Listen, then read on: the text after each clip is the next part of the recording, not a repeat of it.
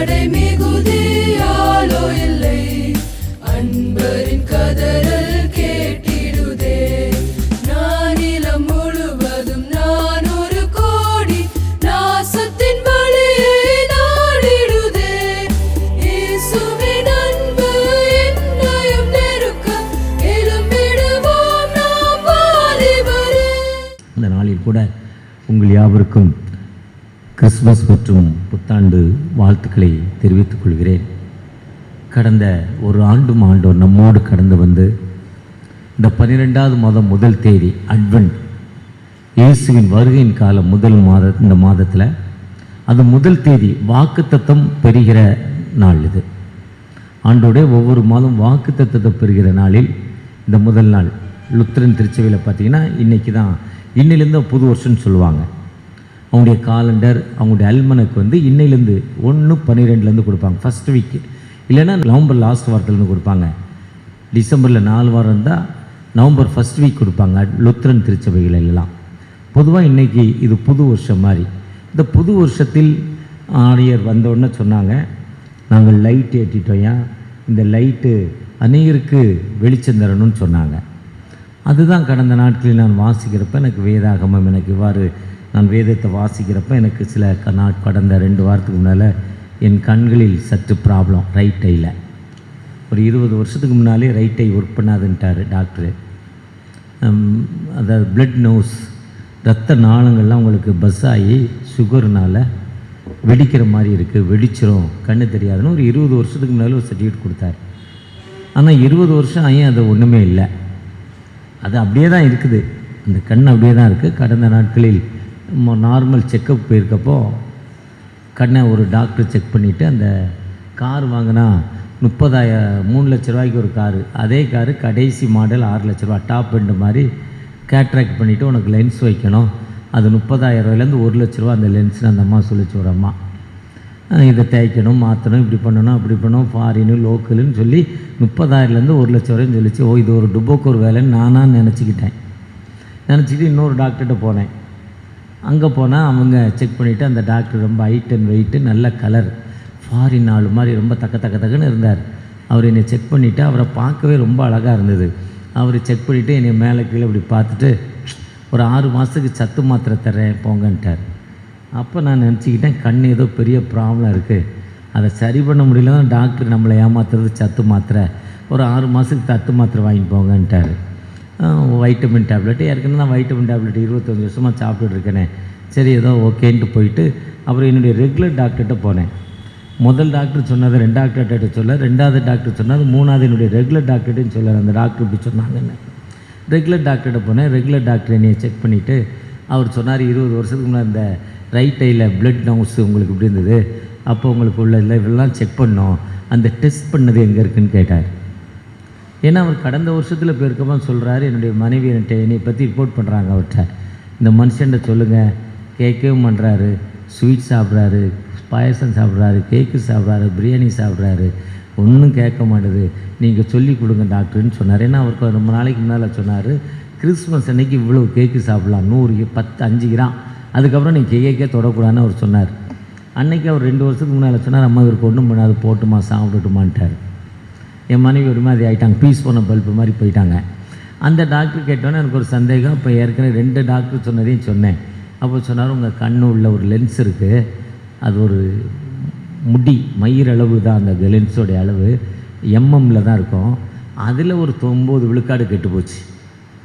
நியாயமாக உங்களுக்கு கண்ணு தெரியக்கூடாது, இருந்தாலும் உங்களுக்கு ஒரு 50-60% உங்களுக்கு தெரியுது.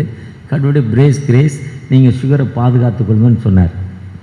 அவர் சொல்கிறப்போ நான் அடுத்த நாள் ஜெபம் பண்ணி, என்னப்பா இந்த கண்ணு தெரிலனா என்ன, நான் எத்தனையோ இடத்துல சுகர் சரியாயிட்டுன்னு சொல்கிறேன், எத்தனையோ இடத்துல ஊசி போடலன்னு சொல்கிறேன், இப்படிலாம் சாப்பிடுன்னு சாட்சி சொல்கிறேன், இது ஃபெயிலியர் ஆகிடுமேன்னு ஜெபம் பண்ணிவிட்டு பைபிளை திறந்தேன். பைபிளை திறக்கிறப்போ எனக்கு அந்த வசனம், உன் சரீரம் இருளாகாதபடி, லூக்கா 11:35 எனக்கு வந்துச்சு. அதுதான் என்ன சொல்கிறாருன்னா, ஆகையால் உன்னில் வெளிச்சம் இருளாகாதபடி எச்சரிக்கை. அது லைட்டை பற்றி பேசுகிறார். ஒருவேளை இன்றைக்கி அந்த லைட்டை பற்றி சொன்னோன்னே எனக்கு அதுதான் ஞாபகம் வந்தது. நம்ம இருள் என்ன ஆகக்கூடாது, நம்முடைய வெளிச்சம் சொல்கிறார், எலும்பி பிரகாசி.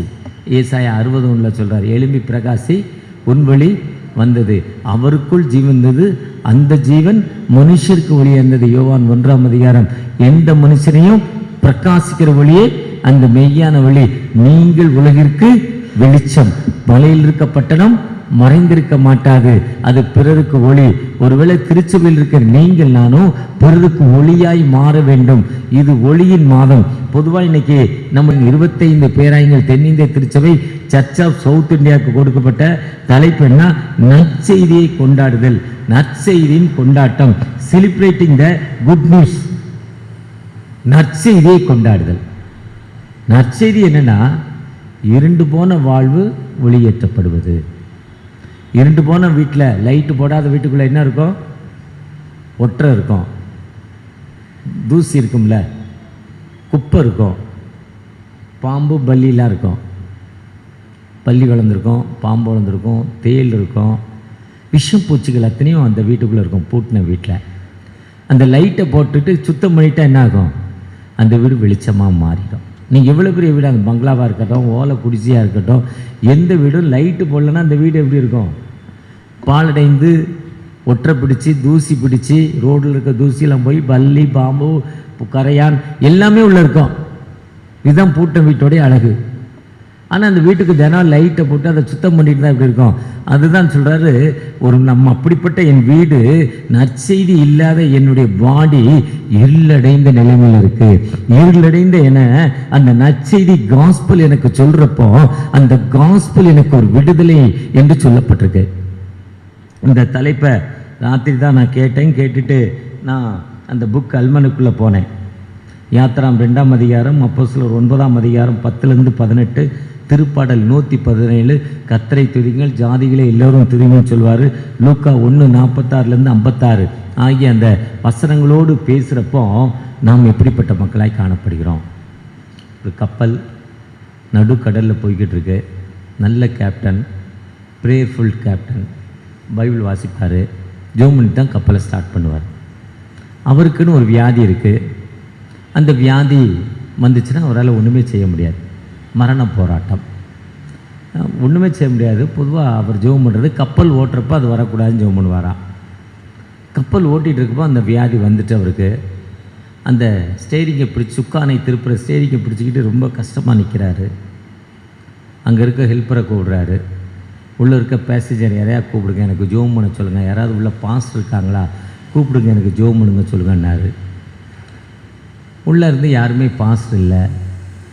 ஜெபம் பண்ண சொன்னால் எல்லாருமே ஜெபம் பண்ண முடியாதுன்ட்டாங்க, தெரியாதுன்ட்டாங்க. ஏன்னா எல்லோரும் ஞானப்பால் குடிக்கிற மக்களாய் காணப்படுகிறோம். பிறருக்கு ஜெபம் பண்ணால் நம்ம அதனால் நரகத்துக்கு போகக்கூடாதுன்னு நம்ம மக்கள் நல்ல கோயிலுக்கு வருவாங்க, வேதம் வாசிப்பாங்க. ஜெபம் பண்ண சொன்னால் ஜெபம் பண்ண தெரியாதுன்றவாங்க, ஜெபம் பண்ண மாட்டாங்க. அவங்கள அறியாத ஒரு பயம். இது நம்ம கிறிஸ்துவ மக்கள்கிட்ட ரொம்ப அது தீவிரம். 4 பேரை கொன்னா ஒரு டாக்டரு, இதுதான் பழமொழி. 4 தடவை ஜெபம் பண்ண கற்றுக்கிட்டா ஜெபம் பண்ண வந்துடும், ஜெபம் பண்ண பண்ணால் வந்துடும். கத்தி எடுத்து தக்காளியை வெட்டுறோம், வெட்டுற தினம் தக்காளியை வெட்டால் அந்த கத்திரி வெள்ளையாக இருக்கும். இரும்புக்கு கத்தியும் அந்த துரு பிடிக்காமல் வெள்ளையாக இருக்கும் அந்த வெட்டுற இடம். ஒரு வாரம் வெட்டாமல் உள்ளே வச்சுருங்க, நம்ம முதல்ல சொன்ன ஒற்றை வீடு மாதிரி இரும்பு துரு பிடிச்சிரும். ஜெபம் பண்ண பிரசங்கம் பண்ண அது டெவலப் ஆகிக்கிட்டே இருக்கும். ஆனால் யாருமே ஜெபம் பண்ண தெரியல. அப்போ ஒரு பையன் வந்தான். அவன் பையன் வந்த பொழுது அந்த ஒரு சின்ன பையன் வந்து அவருக்கு, ஏன்னா கப்பல் நிற்கிது போல், அந்த சுக்கான அவரால் ஓட்ட முடியல, கேப்டனால் முடியல, அவரால் ஓட்ட முடியாதபடி அவர் தடைப்பட்டு நிற்கிறார். அப்பொழுது அந்த பையன் வர்றான், ஏசாயா 53 எடுக்கிறான். ஏசாயா 53 எடுத்து, மெய்யாகவே உண்மையாகவே நம்முடைய மீதுகள் நிமித்தம், நம்முடைய அக்கிரமங்கள் நிமித்தம் அவர் காயப்பட்டார், நாமோ அவர் தேவனால் அடிபட்டு வாதிக்கப்பட்டு சிறுமைப்பட்டவர் நின்றோம். நம்முடைய மீதுகளினால் அவர் காயப்பட்டு, நம்முடைய அக்கிரமங்களின் நிமித்தம் அவர் நொறுக்கப்பட்டார், நமக்கு சமாதானத்தை உண்டு பண்ணும் ஆக்கினை அவர் மேல் விழுந்தது.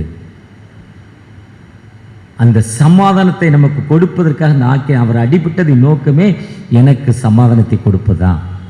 அதான் ஏசாயா 9:6, நமக்கு ஒரு பாலகன் பிறந்தார், நமக்கு ஒரு குமாரன் கொடுக்கப்பட்டார், கர்த்தர் தோள் மேல் இருக்கும், அவர் நாமும் அதிசயமானவர், ஆலோசனை கர்த்தா, வல்லமையுள்ள தேவன், நித்திய பிதா, சமாதான பிரபு. சமாதானம் என்பது அமைதி என்று திருவிலியத்தில் சொல்லப்பட்டிருக்கு. அமைதியின் அரசராய் இந்த உலகத்திற்கு வந்தார். எந்த மனிதன் பாடுகள் வேதனைகள் மத்தியில் இருக்காலோ அந்த மக்களுக்கு அமைதியை கொடுப்பதற்காக உங்களுக்கு சமாதானம் பீஸ் வித்யுங்கிறாரு. உங்களுக்கு சமாதானம் என்று சொல்லும் ஆண்டவர் எனக்கு சமாதானத்தை கொடுக்கும் ஆக்கினை அவர் மேல வந்தது. ஒருவேளை அந்த வியாதிப்பட்ட நிலைமையில் கண்ணீரோடு இருக்கும் மக்களுக்கு அவர் சமாதானத்தை கொடுப்பதற்காக இந்த உலகத்திற்கு வந்தார். ஒருவேளை அந்த பையன் அதை சொல்லி ஜெபம் பண்றப்போ, சின்ன பையன் ஒரு 12 வயசா அந்த பையனுக்கு, அவர் அப்படியே பிடிச்சிட்டு முட்டி போட்டாராம். அவர் சொன்னாராம், எங்கள் அம்மா நீங்கள் எப்போ வேலைக்கு போனாலும் இந்த வசனத்தை சொல்லி ஜெபம் பண்ணுறா, உனக்காக ஒருத்தர் சிலுவையில் அறைப்பட்டிருக்கிறாரு, அவர் விடுதலை கொடுப்பார், அவரை நோக்கி பார்த்த முகங்கள் வெட்கப்பட்டு போனதில்லைன்னு எங்கள் அம்மா சொல்லியிருக்காங்க. அந்த வசனத்தை தம்பி நீ சொல்லி அப்படியே எனக்கு ஜெபம் பண்ண, அதனால் எனக்கு ஒரு பெரிய விடுதலை இப்போ கிடச்சிருக்குன்னு சொன்னாராம். ஒருவேளை அதுதாங்க நற்செய்தி. நற்செய்தி என்பது, காஸ்பல் என்பது, யார் வேதனையோடு இருக்காங்களோ யார் துன்பத்தோடு இருக்காங்களோ அந்த மக்களுக்கு காஸ்பல் சொல்லணும். அதுக்கு ஒரு ஆர்டினேஷன், ஒரு ஐயராகணும்னு அவசியம் இல்லை, ஒரு கான்சக்ரேஷன் பிஷப் ஆகணும்னு அவசியம் இல்லை, ஒரு பாஸ்டாக இருக்கணும்னு அவசியம் இல்லை, திருச்சபையில் செயலர் பொருளாக இருக்கணும்னு அவசியம் இல்லை. நீங்கள் போகிறப்போ ரோட்டில் போகிறப்போ வேதனையோடு பட்ட மக்களுக்கு அவங்கள அறியாமல் நீங்கள் ஒரு தோத்திரம் சொல்லி இந்த தத்தாவே இந்த மகனை ரட்சிங்கன்னு ஜெபம் பண்ணிட்டு போங்க. அதுதாங்க காஸ்பல், அதுதாங்க கொண்டாட்டம். அந்த நீங்கள் ஜெபிக்கிற ஜெபம் அந்த மகன் மேலே போய் உள்றப்போ நிச்சயமாக ஒரு விடுதலை கிடைக்க ஆயத்தமுள்ள தகப்பனாக இருக்கிறாரு. அதுதான் உண்மையில் உள்ள வெளிச்சம் இருளாதபடி நீ எச்சரிக்கையாயிருன்னு சொன்னார்.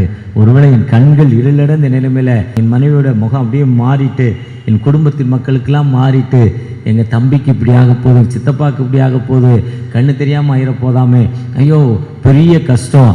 ஆனால் ஆண்டவர் பாருங்க அதிலே ஒரு நன்மையான காரியங்களை தந்தார். 6 மாதமாக சுகர் நார்மல் ஆகலை, கண்ணு பழுதடைந்ததால் இன்றைக்கி 15 நாளாக 20 நாளாக சுகர் நார்மல் சுகரில் வச்சுருக்கேன். ஆசைப்பட்டு எதையுமே சாப்பிட்றதில்ல, உடம்பு நல்ல கண்டிஷனில் வந்திருக்கு. என் மனைவி சொல்கிறாங்க, இப்போ உன் முகம் கொஞ்சம் அழகாக இருக்குன்னு சொல்கிறாங்க. சுகர் அதிகமாக இருக்கிறப்போ அங்கங்கே ஒட்டி சப்பி ஒரு மாதிரி இருந்துச்சு.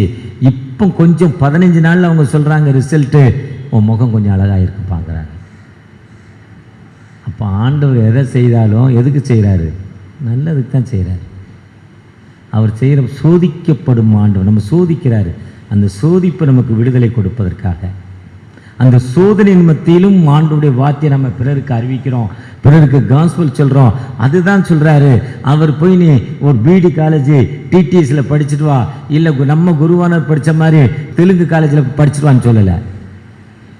நீங்கள் புறப்பட்டு போய் சகல ஜாதியும் சீஷராக்கி, யூ ஆர் ஸ்டார்டட் நவ். நீங்கள் புறப்பட்டு போய் நீங்கள் உலகெங்கும் போய் சர்வ சிருஷ்டிக்கும். லூக்கா 24:47 பாவ மன்னிப்பும் உலகமெங்கும் சொல்லப்பட வேண்டும். நீங்கள் போங்க, பிதா என்னை அனுப்பது போல் நான் உங்களை அனுப்புகிறேன். ஒருவேளை இதுக்கு காஸ்பல் என்பது ஒரு அங்கி வேண்டாங்க, வெள்ளைப்பேண்டு வெள்ளைச்சட்டை வேண்டாங்க, ஞானஸ்தானம் வேண்டாங்க, கன்ஃபர்மேஷன் வேண்டாம். நமக்கு கிடைச்ச இன்பத்தை நாம் பிறருக்கு நான் காஸ்பல் சொல்லணும். நமக்கு என்ன கிடைச்சதோ அந்த இன்பத்தை பிறருக்கு சொல்ல ஆண்டவர் அழைக்கிறார். அந்த அன்பு தான் சொல்றாரு. அந்த மரியாளம்மா சொல்றாங்க, என்ன சொல்றாங்கன்னா, லூக்கா 1:48 அவர் தம்முடைய அடிமையின் தாழ்மையை நோக்கி பார்த்தார். என்னன்னா, பெண்களாகிய நாம் அடிமைப்பட்டு கிடந்தோம். எலிசபெத்துக்கு குழந்தை இல்லை, மரியாளோ அடிமைப்பட்டு கிடந்தாங்க. பெண்கள் வீட்டை விட்டு வெளியே வரக்கூடாது. வீட்டுக்குள்ள அடிபட்டு இருந்த அந்த பெண்கள் யூத பாரம்பரியம்.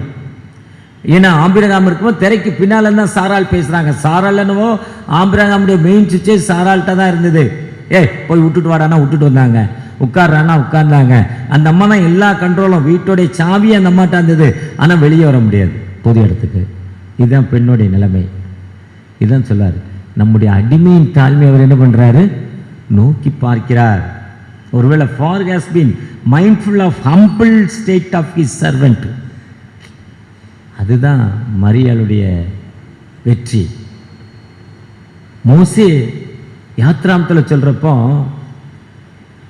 இஸ்ரேல் மக்கள் ஆண் பிள்ளை பெற்றுக்க கூடாது, குழந்தை பெருமனே அழிச்சிடணும், குழந்தை பிறக்கிறப்பே சபிரால் சிப்ரால் அழிச்சிடணும் அவங்கள. எவ்வளோ பெரிய அடிமைத்தனம் பாருங்க.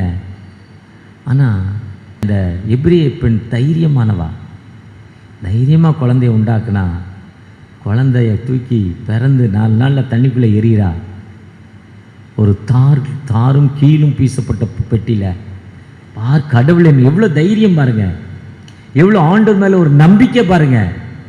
கர்த்தரை நம்புகிறவன் எந்த அடக்கத்தில் வைத்து விடுவான். கர்த்தரை நம்புகிறவன் மரணத்தை, கர்த்தரை தன் நம்பிக்கையாக கொண்டிருக்கிற மனிதர் பாக்கியவான். சங்கீதம் 125, என் கண்மலையாகிய கர்த்தாவே. தைரியமா தூக்கி போடுது அந்த அம்மா பாருங்க. அந்த அம்மா தூக்கி போட்டதால அதுக்கு மோசேன்னு அந்த அம்மா பேர் வச்சா தண்ணியிலேருந்து எடுத்தாங்களாம். அந்த அர்த்தம் சொல்லுது யாத்ராகம் 2ஆம் அதிகாரம். ஆனால் வளர்ந்து பாருங்க, வளர்றதுக்கு எவ்வளோ ஒரு சேஃப்டி பாருங்க. எப்படி இஸ்ரேல் மக்கள் நமக்கு விடுதலை கொடுப்பதற்காக ஒரு பெரிய ஊழியக்காரர் வளர்றதுக்கு எவ்வளோ பெரிய சேஃப்டி பாருங்க, எவ்வளோ பெரிய வளர்ச்சி பாருங்க. ஏசன்னா ரத்த வாமிட்டு.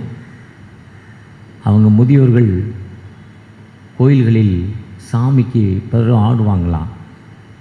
குறைஞ்சது ஒரே நேரத்தில் 100 கோழி ரத்தத்தை குடிப்பாராம். ஒரு 50 ஆட்டு ரத்தத்தை குடிப்பாராம் அவங்க தாத்தா.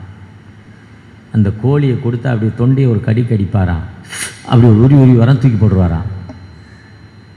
200 அடி கர்மம்ங்கிற ஒரு கேசட்டில் 4 மாவடியில் போட்டிருக்காங்க. அந்த கேசட்டை பாருங்கள், கர்மம். அப்படி உறிஞ்சிட்டு அப்படி தூக்கி போடுவாராம். 200 அடி அந்த கோழி மேலே போமா. ஆட்டோடைய ரத்தம், ஆட்டை அப்படி ஒரு வலது கையில் தூக்குவாராம். அந்த முறை அந்த கழுத்தில் ஒரு கட்டிச்ச ரத்தத்தை உரிவாராம். பல ரத்தங்கள் ஒன்றாக சேர்ந்ததில் அந்த எஃபெக்டிவ் ரத்த வாமிட்டு எடுத்தாராம். 10 வயசு 5 வயசில் கஞ்சா வேற பிடிப்பாராம். பின்தங்கின நிலைமை தூக்கி போட்டாங்க. அம்மா வெட்டிட்டாங்க, அப்பா வெட்டிட்டாங்க. ஒரே வாமிட் ஸ்மெல்லு. இருக்காதரா, ட்ரெயினில் போய் விழுந்து செத்து போடான்னு குண்டூரில் அவரை விரட்டி விடுறாங்க அம்மா அப்பா. ஒரு நாள் சாக வேண்டும் என்ற நோக்கத்தோடு வருகிறவர், ட்ரெயினில் விழுந்து சாகணும்னு போகிறவர், அவர் அறியாத ஒரு ட்ரெயினில் ஏறுறார். சென்னைக்கு வரார். சென்னையில் நடந்து போகிறப்போ இதேமாரி மெயின் ரோடில் ஒரு சர்ச் இருக்குது. திரும்பி பார்க்குறார், அந்த சர்ச்சை பார்க்குறார். அந்த சர்ச்சை பார்க்குறப்போ அவருக்குள்ளே இந்த ஒரு ஒளி, இங்கேருந்து ஒரு ஒளி அவருக்குள்ளே போகுது. அந்த ஒளி அப்படியே கேட்ச் பண்ணி உள்ளே கொண்டு வருது. இதேமாதிரி மெயின் ரோடில் இருக்க சர்ச்சுக்கு அந்த ஒளியானது அவர் அப்படியே கேட்ச் பண்ணி உள்ளே கொண்டு வருது. அவர் வரலையா, அந்த ஒளி அப்படியே இழுத்துட்டு வந்துதான். அப்படியே உள்ளே உட்காந்தாராம். 17 வயசில் மார்நாதா சர்ச், இன்னைக்கு ஜேம்ஸ் பால்ராஜ் இருக்காங்க, அந்த சர்ச்சில் பாய் போடுறார். அவரும் எங்கள் சர்ச்சில் கேட்டகிஸ் ஜான் பீட்டர், அவருடைய சொந்தக்காரங்க ஒரு சிலர் இங்கே இருப்பீங்க. ஜான் பீட்டர் தான் அவருக்கு குரு, பாஸ்டர் ஏசனாக்கு. ஜான் பீட்டர் அப்படியே தான் இருக்கார், இறந்துட்டார்.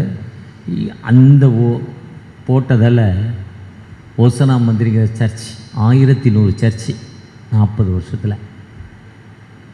ஏசனா பேசுகிறான்னா குறைஞ்சது 5000 மக்கள். ஒரு சர்ச்சில் 5000 பேர் உட்காரலாம். ஏசனா தலையில் கை வச்சு ஜெபம் பண்ணால் விடிய உட்காந்துருப்பாங்களாம். நைட்டு ஃபுல்லாக உட்காந்துருப்பாங்களாம். 4 மணி நேரம் மெசேஜா, நம்ம மெசேஜ் மாதிரி 20 மினிட்ஸ் 25 மினிட்ஸு. அதுக்கப்புறம் ஐயர் அங்கேருந்து டைம் பார்த்துக்கிட்டே இருப்பேன்னா அடுத்த சர்வீஸ்க்குள்ளே போகணும். இல்லைன்னா இப்போ செக்யூரிட்டி ட்ரெஷருக்கு பதில் சொல்ல முடியாது, வில்லங்கமாயிரும். அந்த கொயர் பாப்பா அப்பயே டைம் பார்க்க ஆரம்பிச்சிட்டு, அங்கிள் சீக்கிரம் முடிக்கலையேன்னு. 4 மணி நேரம் மெசேஜ். அந்த ஒளி அவருக்குள்ளே வந்தது. அதுதான் விடுதலை. அதுதான் சொல்கிறாரு யாத்திராகமம் 2ஆம் அதிகாரத்தில் சொல்கிறாங்க.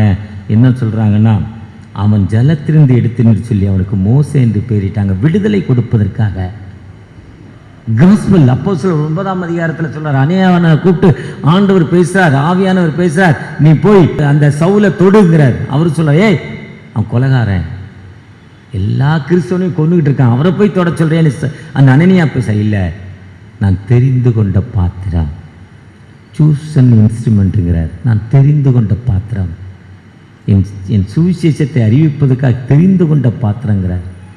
செலக்டட் இன்ஸ்ட்ருமெண்ட்ங்கிறார். நம்ம செலக்ட் பண்ணியிருக்கேன். அதே மாதிரி தான் நம்முடைய குடும்பத்திலிருந்து, நம்முடைய கூட்டத்திலிருந்து, நம்முடைய தேசத்திலிருந்து ஆண்டவர் நம்மை தெரிந்தெடுத்திருக்கிறார்.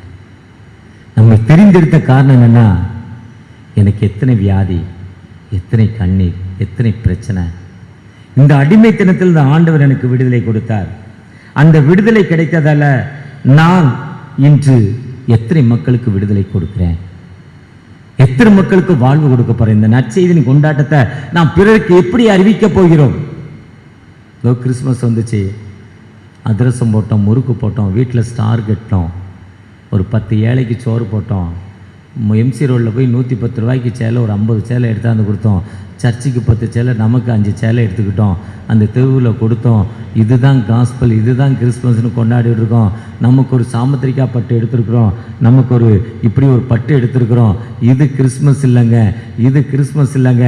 இன்னைக்கு அடிமைத்தனத்தில் எவ்வளோ மக்கள் வாழ்ந்து கொண்டிருக்காங்க, பின்னால் நிலைமையில் எவ்வளோ மக்கள் வாழ்ந்து கொண்டிருக்காங்க, உண்மையான ஒரு விடுதலை இல்லாத மக்கள் எவ்வளவோ வாழ்ந்து கொண்டிருக்காங்க. அந்த மக்கள் ஐயா, அந்த மக்களுக்கு எந்த விதத்திலும் சுதந்திரம் இல்லாமல் வாழ்ந்து கொண்டிருக்காங்க. அடிமைப்பட்ட நிலைமையில ஐயா அவங்க சமூகத்துக்குள்ள வர முடியாது.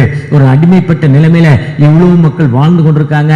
நான் என்எம்எஸ்ல கடந்த நாட்கள் ஜமுனாமுத்தூர், ஜவ்வாது மலையில ஜமுனாமுத்தூர் போயிருந்தேன். நீங்க உங்களுடைய இந்த பண்டிகை காலங்களில் கேரள ஒன்று மாதிரி அந்த ஹாஸ்டலுக்கு ஒரு ரவுண்டு நீங்க போடுங்க. இங்க இருந்து உங்களுக்கு 5 மணி நேரம் தான் ட்ரெயின்ல, வேன்ல போனீங்கன்னா 5 மணி நேரம் தான்.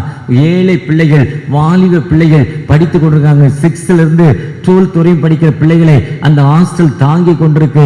அந்த ஹாஸ்டல் என்னன்னா சுத்தி 40-50 கிலோமீட்டருக்கு எந்தவித பள்ளிக்கூடம் கிடையாது, பஸ் போக்குவரத்து கிடையாது, மலை, உச்சி மலை இல்ல உச்சி தலையிலான ஒரு பள்ளத்தில் அந்த மக்கள் வாழ்ந்து கொண்டிருக்காங்க.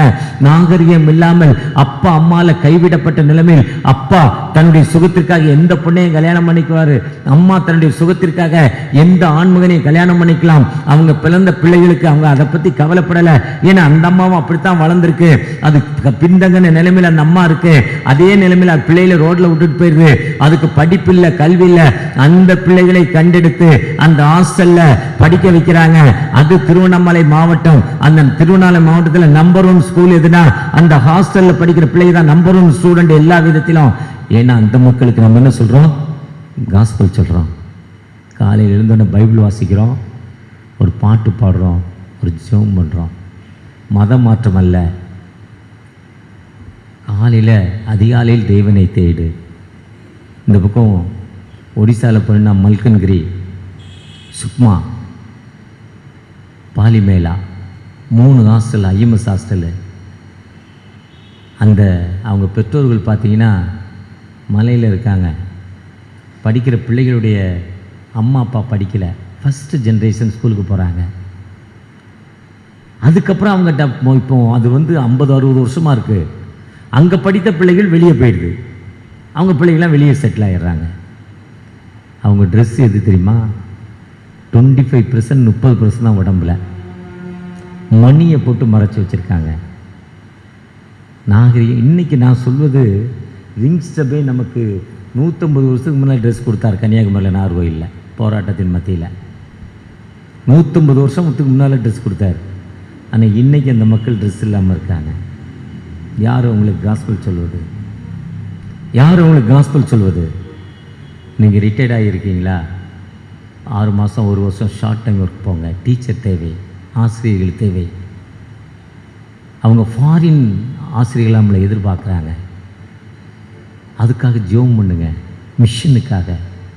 இந்தியாவில் என்எம்எஸ், ஐஎம்எஸ், விஸ்வானி, FMPB, IMM, IAMM, GMS, TMP, இப்படி கிரியோன் international, SVV, community, scripture union, youth blessing, 1200 ஆத்திரை ஸ்தாபனங்கள் இருக்கு.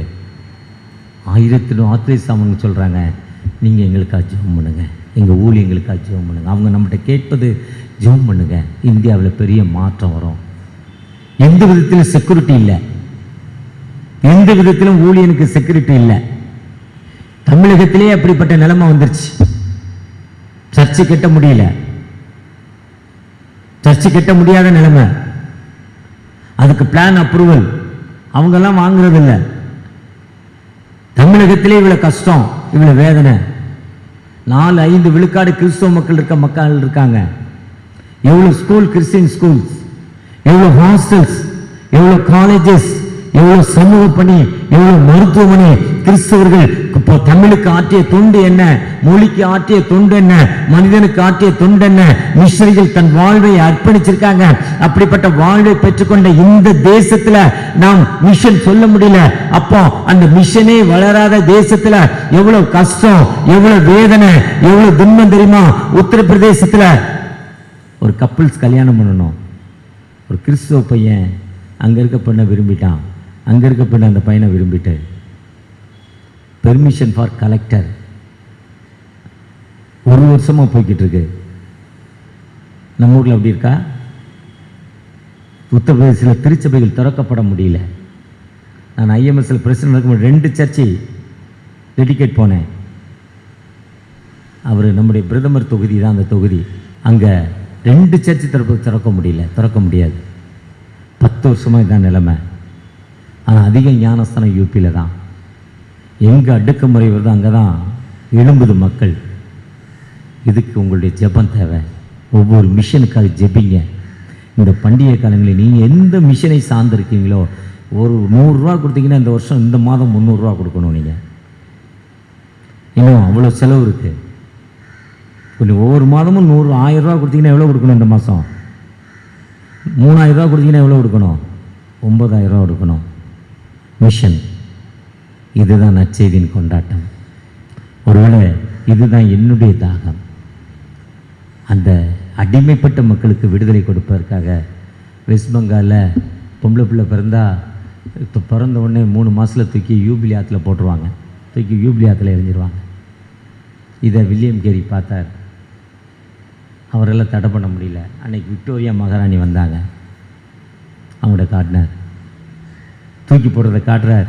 வெஸ்ட் பெங்காலில் பாருங்கம்மா, அன்னைக்கு நமக்கு ஆட்சியாளர் இங்கிலாந்து, லண்டன் பாராளுமன்றத்துக்கு முதல் சட்டம் சிசுவதை தடை சட்டம். விடுதலை தான், அதுதான் காஸ்பல். ஒருவேளை நம்முடைய அர்ப்பணிப்பு எப்படி காணப்படுது? அன்போடு நான் கேட்பது, நாம் செய்ய வேண்டிய காரியம் அனைவரும் ஜெபம். மிஷனுக்காக ஜெபம். செகண்டரி, நீங்கள் எந்த மிஷனுக்கு கொடுக்குறீங்களோ அந்த மிஷனுக்கு கொடுங்க, ஜெபத்தோடு கொடுங்க. கர்த்தர் உங்களை ஆசீர்வதிப்பார். ஒரு விசை கூட கண்களை மூடி, தகப்பனை மோடு வந்திருக்கிறோம், கிருபை தேடி வந்திருக்கிறோம், தகப்பனே எங்களை ஆசீர்வதிங்க தகப்பனே என்ற நோக்கி பார்ப்போமா? எல்ரோயே எல்ரோயே என்னை கண்டீரே நன்றி ஐயா. எல்ரோயே எல்ரோயே என்னை கண்டீரே நன்றி ஐயா. காஸ்பல் கொண்டாட்டம் என்று சொல்லப்பட்டிருப்பா, நற்செய்தி கொண்டாட்டம் என்று சொல்லப்பட்டிருக்கேன். நானும் நற்செய்தி கேட்டுக்கொண்டிருக்கேன். நான் கொண்டாட முடியாத நிலைமை, அடிமைத்தனத்தில் இருக்கிறேன். சீட்டு விளையாட்டுங்கிற ஒரு அடிமைத்தனம் தகப்பனே, சிகரெட்டுங்கிற ஒரு அடிமைத்தனம், குடிங்கிற ஒரு அடிமைத்தனம் தகப்பனே, பிறரை ஏமாற்றுங்கிற ஒரு அடிமைத்தனத்தில் இருக்கேன். உள்ளத்தில் அமைதி இல்லை. ஏக்கத்தோடு ஜெபிக்கிற அந்த அன்பு மகனுக்காகப்பா எனக்கு ஒரு விடுதலை கொடுங்க. இதோ சிகரெட் மூலம் என்னுடைய செஸ்ட்ல பாதிக்கப்பட்ட இந்த இருமல், ஆஸ்மா ட்ரபிள், டிபி ட்ரபிள் என் உடம்புல இருக்கு. எனக்கு விடுதலை இல்லப்பா. என் லங்ஸ் பாதிக்கப்பட்டிருக்கு தகப்பனே. குடி பழக்கத்தில் என் லிவர் பாதிக்கப்பட்டிருக்கு. எனக்கு விடுதலை வேணும். நான் காஸ்பல் சொல்லணும். ஆண்டவர் நல்லவனு காஸ்பல் ஏக்கத்தோடு அந்த லிவர்னால் பாதிக்கப்பட்ட அன்பு சகோதரர் உண்மை நோக்கி அந்த இடங்களில் கைகளை வைத்து ஜெபித்துக் கொண்டிருக்காங்க. ஒரு ஹீலிங் தகப்பனே, ஒரு அற்புதம் தகப்பனே, ஒரு அதிசயம் தகப்பனே. நீ உலகத்திற்கு ஒளி, எந்த மனுஷனை பிரகாசிக்கிற ஒளியே அந்த மெய்யான ஒளி என்று சொன்ன பிரகாரமாய் அந்த மகனை ஒரு ஒளியாக மாற்ற போற தயவுக்காக கூட நன்றி. எனக்கு பிள்ளை பேர் இல்லப்பா. என் வயதோ 35 40 ஆயிடுச்சு. இனி எனக்கு கிடைக்குமா? ஆனா நம்பிக்கையோட அடிமைத்தனத்தை ஆண்டவர் நோக்கி பார்த்தார். மரியாள் சொன்னாங்க, எனக்கு பிள்ளை பேர் இல்லாம ஒரு அடிமைத்தனத்தில் இருக்கேன், ஆண்டவரை நோக்கி பார்க்கணும், எனக்கு ஒரு விடுதலை கொடுக்கணும் என்று ஏக்கத்தோடு ஜெபிக்கிற அந்த அன்பு மகள், அப்பா தன் கற்பங்களை கை வைத்து ஜெபிக்கிற மகள், அடுத்த வருஷம் இந்த ஒளியேற்று விழாவில் ஒரு சாட்சி சொல்ல நீங்க கிருபை செய்யப்படுற தயவுக்காக கூட நன்றிப்பா. வாழ்க்கையில் அமைதி இல்லாத நிலைமையில, கண்ணீரோடு இருக்கிற நிலைமையில, வேதனையோடு வந்திருக்கிற மக்கள் மத்தியில் உங்களுடைய பிரச்சனை இறங்கட்டும், உங்களுடைய கிருபை இறங்கட்டும், உங்களுடைய வழிநடத்தல் இருக்கட்டும். யாரெல்லாம் கண்ணீரோடு எனக்கு இந்த வியாதி, இந்த கண்ணீர், இந்த பிரச்சனை, ஆண்டவர் எனக்கு விடுதலை தர மாட்டாரா, ஆண்டவர் என்னை ஆசீர்வதிக்க மாட்டாரா, என் கண்கள் சுகர்னால, பிரஷர்னால, தைராய்டுனால பாதிக்கப்பட்ட நிலைமையில இருக்கிற எனக்கு அந்த விடுதலை கிடைக்காதா?